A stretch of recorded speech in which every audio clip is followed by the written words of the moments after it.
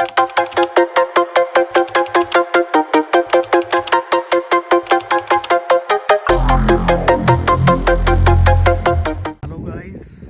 Back to another video. Ram Ram सबको।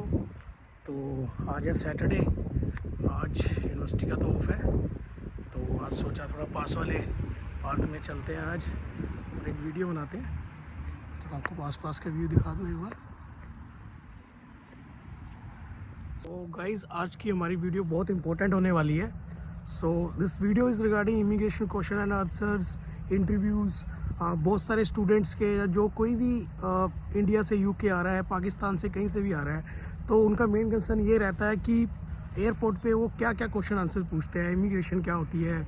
जैसे कि भी रिसेंट मेरे को भी यहाँ हुए 1.5 मंथ हो गया, तो मेरी भी हुई थी। सो जब हम अपना इंडिया में एयरपोर्ट से जब हम डिपार्ट करते हैं, तो वहाँ इमिग्रेशन में सबसे पहले वो आपसे ये पूछ सकते हैं, सबसे पहले पूछ नहीं सकते हैं, वो पूछते हैं कि what is your university name. आपको अपनी यूनिवर्सिटी का नेम होना चाहिए, मेक श्योर कि आपको पता हो आपकी यूनिवर्सिटी का नेम क्या है। एंड सेकंड चीज़, आपको अपने साथ कैश लेटर ज़रूर कैरी करना है। हार्ड कॉपी आप कैरी करें तो बहुत अच्छी बात है, बिकॉज़ क्या होता है कि कई बार फ़ोन में जो सॉफ्ट कॉपी होती है, कई बार हमें नहीं पता चलता, इधर उधर हो जाता है, तो उस टाइम नहीं ध्यान रहता है। तो it's better to carry the hard copy of cash letter. And आपको ये चीज़ भी पता होनी चाहिए कि आपकी कितनी फ़ीस है, कोर्स का ड्यूरेशन क्या है, कब से कब तक आपका कोर्स है। एंड ये तो होगी फर्स्ट चीज़।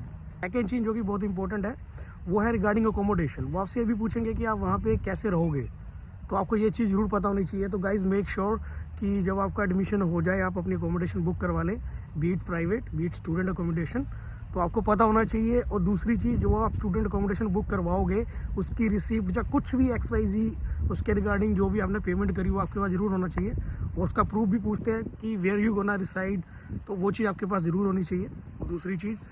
और मेरे साथ क्या हुआ था कि जब मैं वहाँ से चढ़ा था एयरपोर्ट से, तो उन्होंने मेरे से पूछा था, तो मेरे पास स्टूडेंट अकोमोडेशन तो नहीं थी, तो मैंने प्राइवेट अकोमोडेशन बुक करी थी। तो आपको पता ही है कि प्राइवेट अकोमोडेशन का ऐसा कोई कॉन्ट्रैक्ट वगैरह भी नहीं होता है, ना मेरे पास कुछ एग्रीमेंट था ना था, बस मेरे पास व्हाट्सएप चैट थी लैंडलॉर्ड के साथ, और उनको मैंने कुछ एडवांस दिया था, तो उसका मैंने स्क्रीनशॉट ले लिया था पहले ही, तो मैंने उनको वो दिखाया था, तो दे एग्रीड, उसमें कोई दिक्कत नहीं हुई मेरे को। इन चीज़ों का थोड़ा ध्यान रखना पड़ेगा। दूसरा क्वेश्चन जो उन्होंने मेरे से पूछा था, उन्होंने ये पूछा था कि आप अपनी अकोमोडेशन से यूनिवर्सिटी कैसे जाओगे। बेसिकली वो ये जानना चाह रहे होते हैं कि आपको ये चीज़ पता भी है कि नहीं कि आपको अपनी यूनिवर्सिटी में कैसे जाना है। और ये चीज़ भी आपको पता होनी चाहिए। कुछ नहीं है, जस्ट आने से पहले जहाँ से आपने अकोमोडेशन बुक करी हो, वहाँ से आप देख लेना कि आपकी यूनिवर्सिटी कितनी दूर है, कौन सी बस जाती है, या जो भी है, ये चीज़ पता हो तो ज़्यादा बेटर है। मैक्सिमम टाइम ये क्वेश्चन नहीं पूछते हैं, बट आप इस चीज़ को भी ध्यान रखना। तो फोर्थ चीज़ गाइज, अगर आप स्टूडेंट वीज़ा पे आ रहे हो, स्पाउस वीज़ा पे आ रहे हो, तो आपको सबसे पहले तो वो आपसे स्पाउस डिपेंडेंट से तो इतना कुछ नहीं पूछते हैं, बट हाँ, स्टूडेंट से सेम जो मैंने आपको बताया वही चीज़ पूछेंगे। डिपेंडेंट से नहीं पूछते हैं, पर येस, मेक श्योर कि आपको अपने हस्बैंड या वाइफ, उनकी डेट ऑफ बर्थ पता होनी चाहिए, डेट ऑफ मैरिज पता होनी चाहिए, प्लेस ऑफ मैरिज पता होना चाहिए। वो कुछ लोग कुछ भी पूछ सकते हैं अगर उनको हल्का सा भी डाउट होता है, तो इसमें कोई वरी करने वाली बात नहीं है। Make sure you should be confident.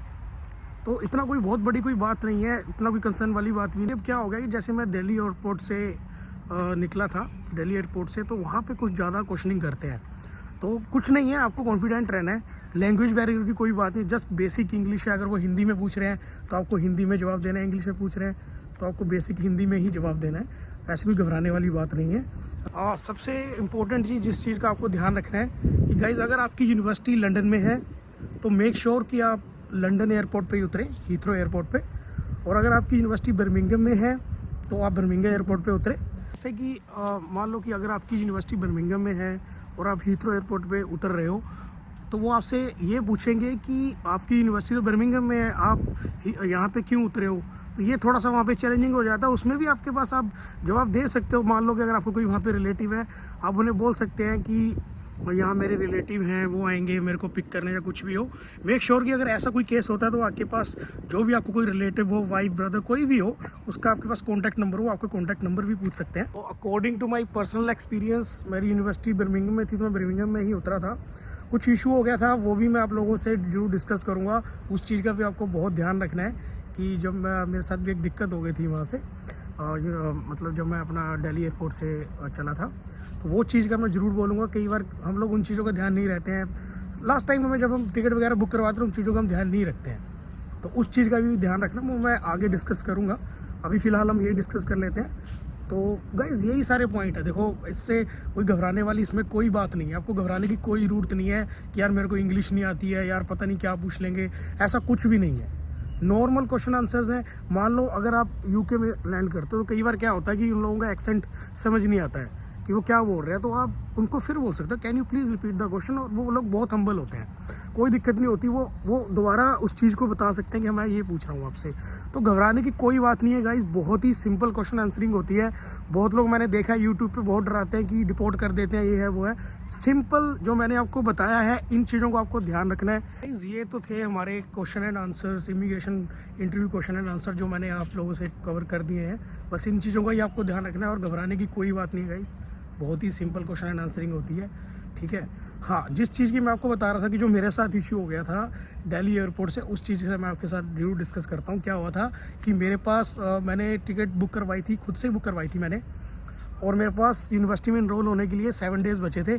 तो मैंने सोचा था कि चलो मैं खुद बुक करवा लूँगा, बट हाँ, मेरे को उस टाइम डायरेक्ट फ़्लाइट नहीं मिल रही थी, और सस्ती के चक्कर में मैंने डायरेक्ट फ़्लाइट, मतलब एक मिल रही थी मेरे को लंदन तक, लंदन से थी कनेक्टिंग फ़्लाइट, बट मैंने वो नहीं ली। मैंने फिर सस्ती फ़्लाइट थोड़ी बुक करवा ली उसके चक्कर में। तो जो मेरा मेरी कनेक्टिंग फ़्लाइट थी Delhi to Munich Germany and Munich to Birmingham.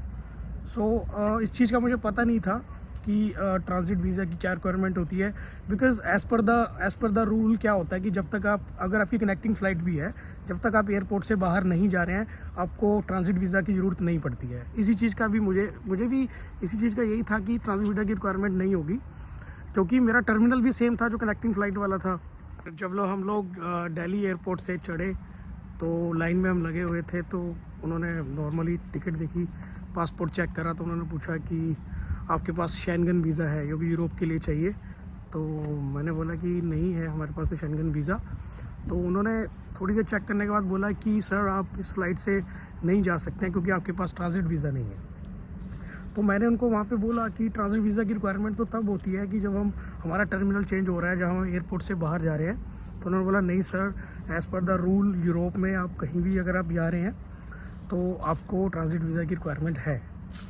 तो इस चीज़ का हमें वहाँ बहुत शौक लगा था। प्लीज़ मेक श्योर कि जब भी आप फ़्लाइट टिकट बुक करें, अगर आप कनेक्टिंग फ़्लाइट बुक कर रहे हो तो प्लीज़ चेक कि ट्रांजिट वीज़ा की रिक्वायरमेंट है या नहीं है, ठीक है। ओके, सो मैं आपको अपना पर्सनल एक्सपीरियंस बता रहा था। उस टाइम बड़ी मुश्किल मैंने कनेक्टिंग फ़्लाइट, उसके बाद भी मेरे को कनेक्टिंग फ़्लाइट ही मिली, बट वो दुबई से मिली। दुबई में हमें ट्रांजिट वीज़ा की रिक्वायरमेंट नहीं है, तो इस चीज़ का आप ज़रूर ध्यान रखना। गाइज़, आज की वीडियो को हम यहीं पे ख़त्म करते हैं। आई होप कि मैंने जितने भी पॉइंट मेंशन करे हैं आपको समझ आ गए हों, आपने नोट भी कर लिए हों। And all the best for your UK journey. Okay, मिलते हैं फिर नेक्स्ट वीडियो में।